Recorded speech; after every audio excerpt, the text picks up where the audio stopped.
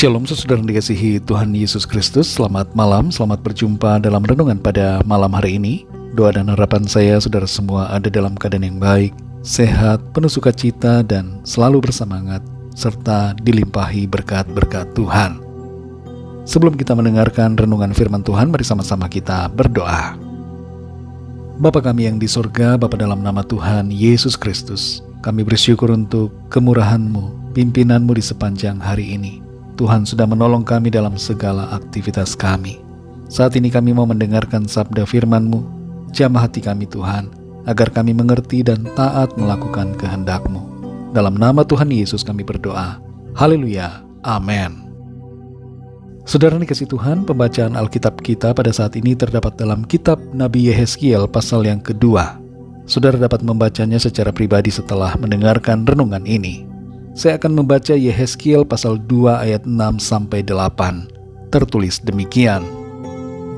Dan engkau anak manusia, janganlah takut melihat mereka maupun mendengarkan kata-katanya.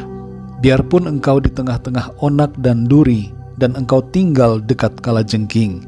Janganlah takut mendengarkan kata-kata mereka, dan janganlah gentar melihat mukanya, sebab mereka adalah kaum pemberontak. Sampaikanlah perkataan-perkataanku kepada mereka, baik mereka mau mendengarkan atau tidak, sebab mereka adalah pemberontak. Dan engkau anak manusia, dengarkanlah apa yang kufirmankan kepadamu. Janganlah memberontak seperti kaum pemberontak ini. Ngangakanlah mulutmu, dan makanlah apa yang kuberikan kepadamu. Saudara dikasihi Tuhan, hidup dalam kebenaran seringkali merupakan hal yang tidak mudah, karena di sekeliling kita ada banyak ketidakbenaran dan menuntut kita untuk ikut dalam ketidakbenaran itu. Seorang mantan anggota legislatif yang telah keluar dari penjara mengakui adanya tekanan dari orang-orang sekelilingnya untuk melakukan yang tidak benar, agar ia dapat terus berada pada posisi strategis yang ia miliki. Kelemahannya adalah ia tidak berani melawan, dan ketakutannya itu justru membuatnya terjerumus ke dalam masalah. Selain rasa takut, ia juga diuji dengan kenyamanan. Terkadang saudara, di samping ketakutan, kenyamanan juga dapat membuat seseorang melupakan kebenaran. Dalam ayat ini firman Tuhan datang kepada Yehezkiel dan berpesan kepadanya mengenai 3 hal. Yang pertama adalah jangan takut. Tuhan tahu bahwa Yehezkiel seorang diri bisa merasakan takut dalam menghadapi orang-orang dari bangsanya yang akan ia sampaikan firman Tuhan. Sendirian menghadapi banyak orang tentu bukanlah hal yang mudah. Ia menghadapi tantangan dan bahkan ancaman. Tapi Tuhan berkata agar Yehezkiel tidak takut. Hakikat yang sama juga berlaku buat kita, saudara. Pesan firman Tuhan bagi kita adalah jangan takut menghadapi orang-orang yang tidak percaya kepada Tuhan, dan jangan takut dalam menghadapi mereka yang hidup dalam dosa dan ketidakbenaran. Saudara dan saya adalah terang dan garam dunia yang harus bercahaya dan menggarami dunia ini.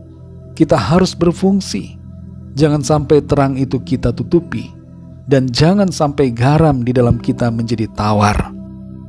Mari jangan takut saudara, tapi hadapi ketidakbenaran dengan keberanian dalam pimpinan Roh Kudus. Yang kedua saudara, sampaikanlah firman Tuhan. Mulai dari keluarga kita dan orang-orang terdekat di sekitar kita, sampaikanlah firman Tuhan kepada mereka.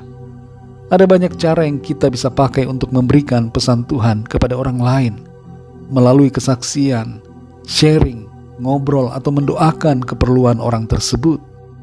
Pada umumnya tidak ada orang yang menolak untuk didoakan, dan lewat doa kita bisa menyisipkan kebenaran firman Tuhan di dalamnya. Roh Kudus yang nantinya akan bekerja dan menjamah hati orang serta mengubahkannya. Yang ketiga saudara, jangan memberontak terhadap Tuhan. Yehezkiel diperingatkan Tuhan untuk tidak memberontak seperti kaum bangsanya yang memberontak terhadap Tuhan. Sebagai penyampai firman, ia harus juga menjaga diri agar tidak terjerumus dalam kesombongan dan pengabaian akan firman Tuhan. Ia harus menjadi pelaku firman, bukan hanya penyampai saja.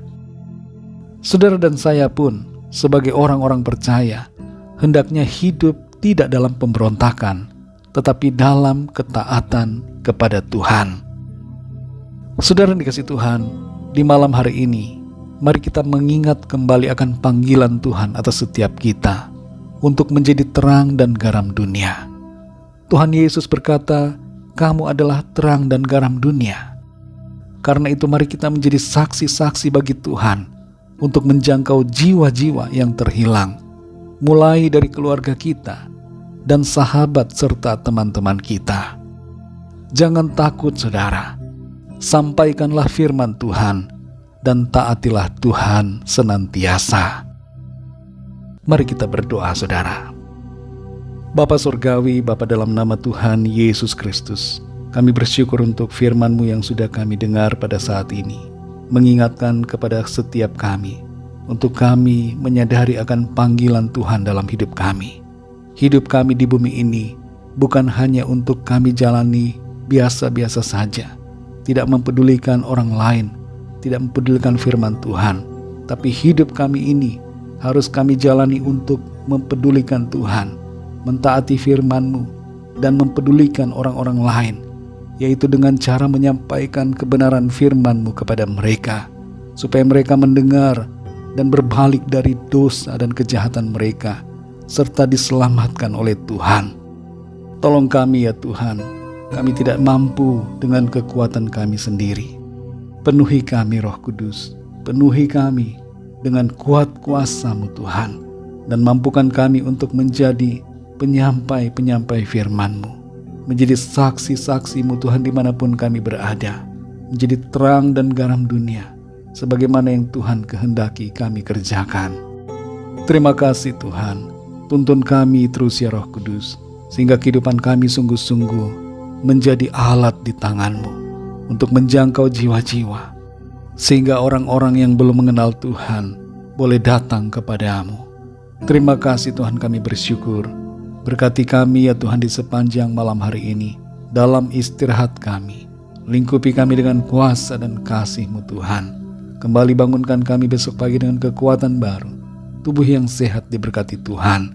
Kami berdoa mohon lawatan-Mu, yang sakit Tuhan sembuhkan, yang lemah kembali dapat kekuatan baru, yang susah dihiburkan, yang terikat terbelenggu dosa mengalami kelepasan saat ini. Ada kemenangan dari Tuhan. Segala kuasa iblis dipatahkan, dan yang sedang dalam persoalan pergumulan mendapatkan pertolongan yang ajaib. Terima kasih Tuhan, kami bersyukur. Kami percaya kami alami berkat, damai sejahtera dan kasih karunia Tuhan yang berlimpah-limpah dalam hidup kami. Dalam nama Tuhan Yesus Kristus, Tuhan dan Juru Selamat kami sudah berdoa. Haleluya. Amin.